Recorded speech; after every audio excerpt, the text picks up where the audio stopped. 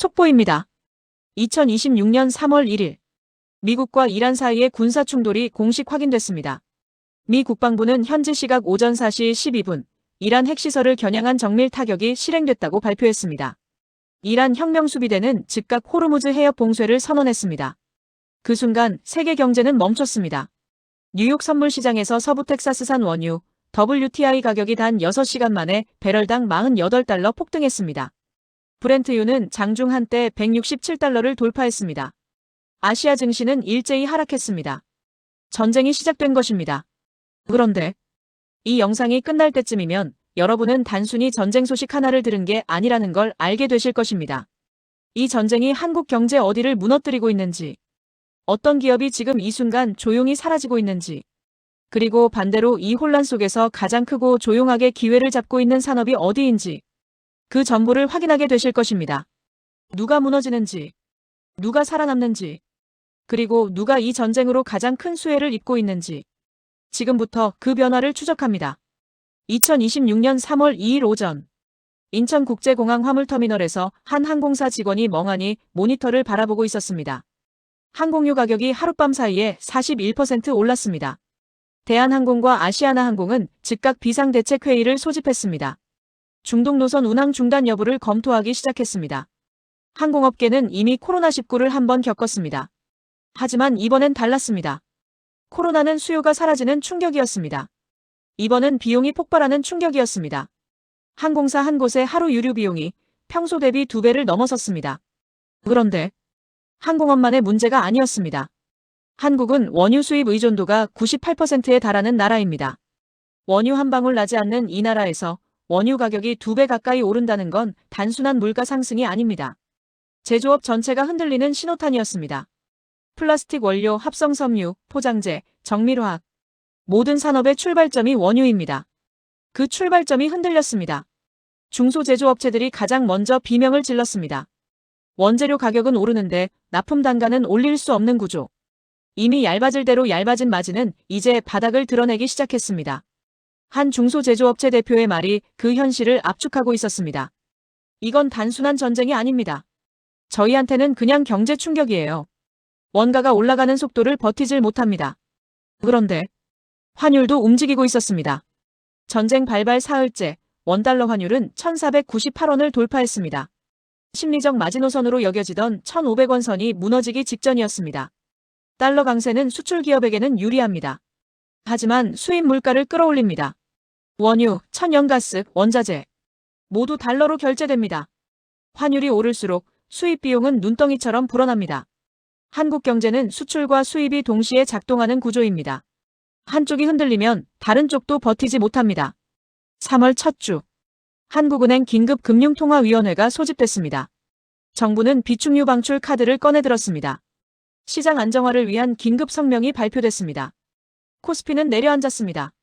외국인 투자자들은 순매도를 이어갔습니다. 그런데 세상 어딘가에서는 전화기가 울리고 있었습니다.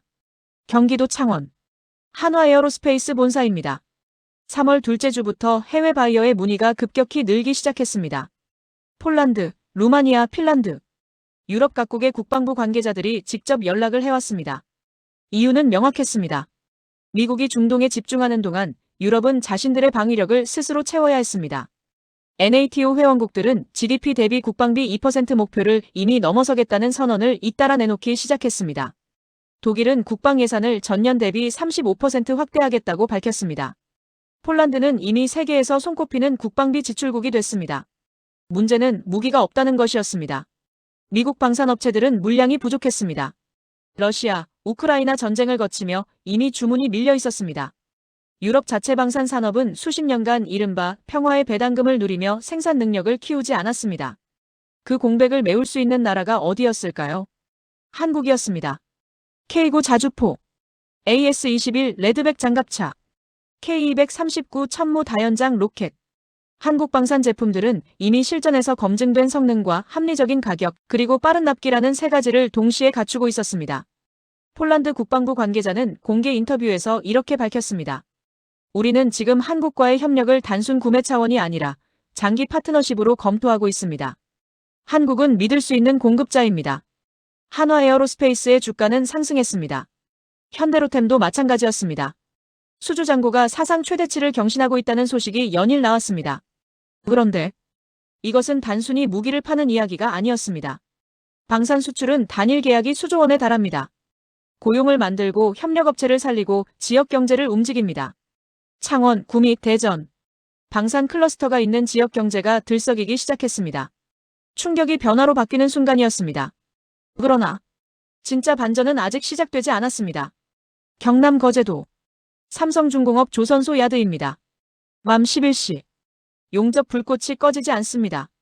2026년 3월 이 조선소에서는 주 6일 야간 특근이 기본이 됐습니다. 인력이 부족해 동남아와 중앙아시아 출신 용접 기능공 채용 공고가 긴급으로 올라왔습니다. 이유가 있었습니다. 호르무즈 해협이 막혔습니다.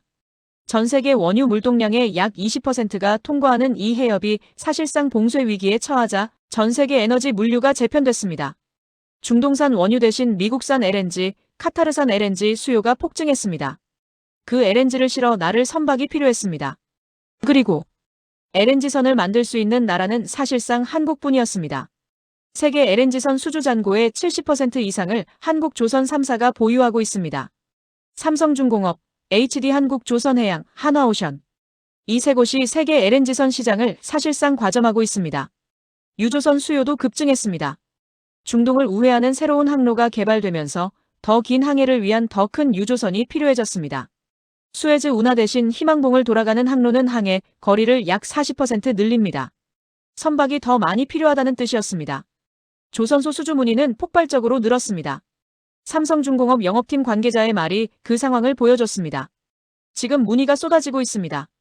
2028년, 2029년 납기 물량까지 이미 문의가 들어온 상태입니다. 솔직히 도크가 부족합니다. 도크가 부족합니다. 이 한 문장이 모든 것을 설명합니다. 공급이 달린다는 것은 가격 협상에서 우위를 점한다는 것입니다. 한국 조선소들은 처음으로 선가 협상에서 을의 위치가 아니라 갑의 위치에 서기 시작했습니다. LNG선 한 척 단가가 2억 6천만 달러를 넘어섰습니다. 수년 전과 비교하면 선가가 60% 이상 오른 것입니다. 그리고 그 배를 가장 잘, 가장 빠르게, 가장 안전하게 만들 수 있는 나라. 한국이었습니다. 2026년 3월. 한국 경제는 두 개의 얼굴을 동시에 마주하고 있었습니다. 항공유 폭등으로 비행기가 멈추고 환율이 치솟고 중소제조업체가 한계에 내몰리는 충격의 얼굴. 그리고 방산 수주가 터지고 조선소 도크가 넘치고 세계가 한국을 찾는 기회의 얼굴. 같은 전쟁이 만든 두 가지 현실이었습니다. 역사는 반복됩니다. 위기가 왔을 때 모두가 무너지지는 않습니다. 준비된 산업은 살아남고 준비된 나라는 앞으로 나섭니다. 이것은 전쟁 특수를 바라는 이야기가 아닙니다. 이것은 세계 공급망이 재편되는 격변 속에서 한국 경제가 어떤 위치에 있는지를 냉정하게 직시하는 이야기입니다. 전쟁은 누군가에게는 위기였습니다. 하지만 누군가에게는 새로운 기회가 되고 있었습니다. 그리고 지금 그 변화의 중심에 한국이 있습니다.